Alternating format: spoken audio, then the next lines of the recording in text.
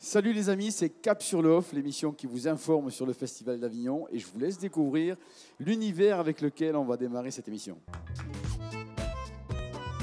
Son accent lui donnait un charme fou. Ça nous amusait.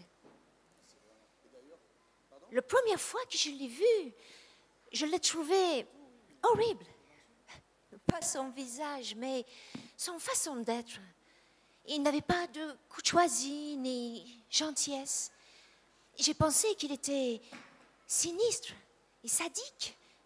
Mais je me suis aperçue que toutes ces choses que je prenais comme des agressions étaient en fait des protections.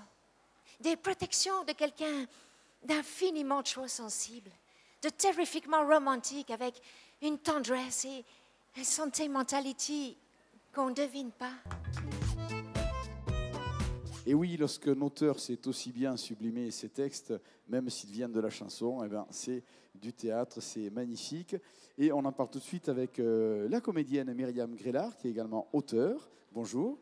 Bonjour. Vous êtes accompagnée de votre metteur en scène, François Krakowski. Merci d'être venu jusqu'à nous ici à Cap-sur-le-Off pour nous parler de ce très joli spectacle qui s'appelle Gueule d'amour. Alors, on le comprend, c'est l'univers de Serge Gainsbourg. L'occasion de le connaître mieux, puisque le regard vient d'ailleurs, vient de sa sœur.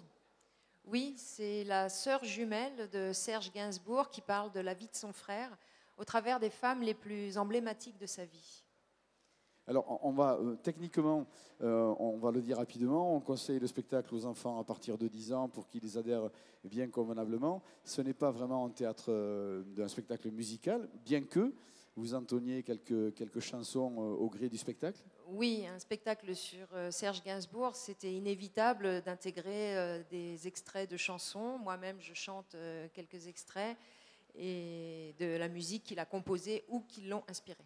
Alors là, on s'intéresse à Serge Gainsbourg avant qu'il devienne Gainsbourg, au travers de ses amoureuses, des femmes qui l'ont rencontré, qui l'ont aidé à se révéler. On le comprend mieux à travers ces rencontres. Oui, on le comprend mieux à travers ces rencontres et à travers ces femmes qui ont participé à son évolution artistique. Et alors, c'est pas vraiment un Chippendale, c'est pourtant quel pouvoir de séduction. Il a eu des femmes qui ont été magnifiques, mais surtout intelligentes, et qui l'ont aidé à se révéler et à se construire pour devenir l'immense auteur qu'il a été.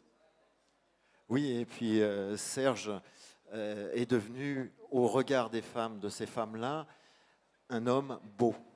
Absolument, absolument. Ça se passe au Théâtre de la Carretterie, l'occasion pour les plus anciens de se repencher sur le parcours et l'œuvre aussi de Serge Gainsbourg, l'occasion pour les plus jeunes d'aller le découvrir. Dans tous les cas, il n'est pas indispensable d'être un fan absolu de Serge Gainsbourg pour savourer ce spectacle, aimer le théâtre est largement suffisant.